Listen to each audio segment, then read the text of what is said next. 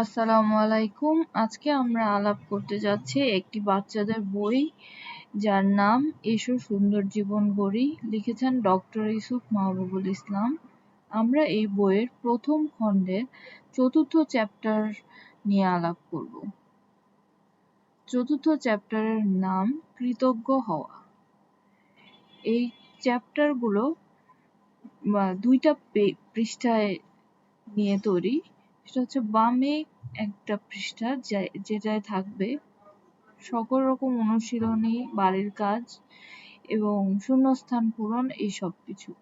আর ডান দিকে থাকবে কিছু ছবি, যেমন এই চ্যাপ্টারে আছে কিছু আয়াতের ছবি, আয়াতকে ছবি আকারে দেওয়া হয়েছে। তো নিয়ম হচ্ছে বাম এবং ডান পাশ মিলিয়ে কাজ করতে হবে। যেমন ক্লাসে কাজ, প্রথম কাজ হচ্ছে ক্লাসে তোমার পছন্দের একজন বন্ধু বান্ধবীকে বেছে নাও এবং তার নাম লেখো।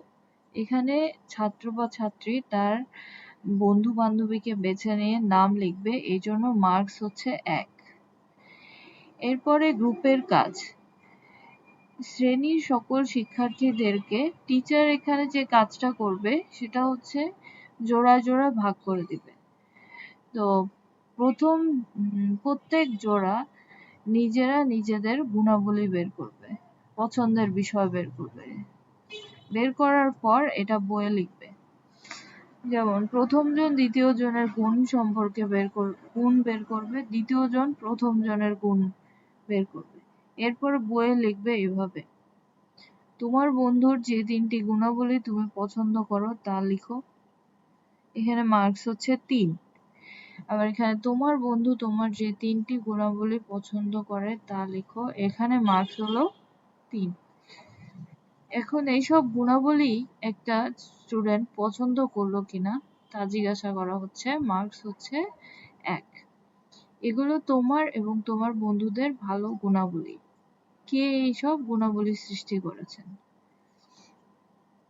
এখানে স্টুডেন্ট লিখবে কে সৃষ্টি করেছেন। তুমি এসব ভালো গুণাবলীর প্রতিফলন। তুমি এসব গুণাবলীর বিকাশের অনুশীলন করো, তাহলে অন্য লোকেরা তোমাকে পছন্দ করবে। তোমাকে এইসব গুণে গুণান্বিত করায় আল্লাহর শুকরিয়া কিভাবে আদায় করবে?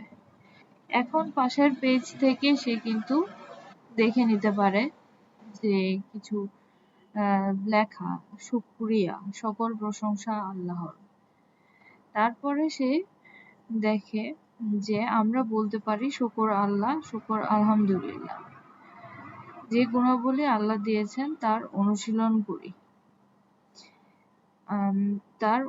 শুকর আল্লাহ অর্থ কি, এটা কিন্তু ডান পাশের থেকে দেখে নিতে পারে। শুকরিয়া এবং সকল প্রশংসা আল্লাহর। এরপরে আবার শুকর আলহামদুলিল্লাহ অর্থ কি, এটাও সে ওই পেজ থেকে দেখে নিতে পারে। আল্লাহকে অন্তর থেকে স্রষ্টা হিসেবে স্বীকার করে আমাদের কাজ করতে হবে এবং লা ইলাহা ইল্লাল্লাহু মুহাম্মাদুর রাসূলুল্লাহ এর অর্থ পাশের পেজ থেকে সে দেখতে পারে, যে আল্লাহ ছাড়া কোনো মাবুদ নেই এবং হযরত মুহাম্মদ সাল্লাল্লাহু আলাইহি ওয়াসাল্লাম তার প্রেরিত রাসূল।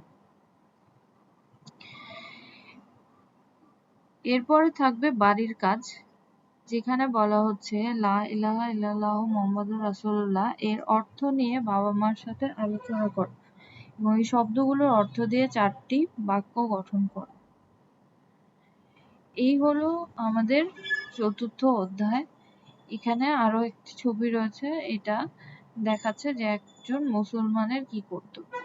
তো এইগুলো তাকে সাহায্য করবে তার বাড়ির কাজ এবং বিভিন্ন অনুশীলন সম্পন্ন করতে। এরপরে যদি সে কোনো কনফিউশন থাকে তাহলে বাবা মার সাথে আলাপ করতে পারে বা টিচারের হেল্প নিতে পারে। তো আজকে এই পর্যন্তই। ধন্যবাদ সবাইকে।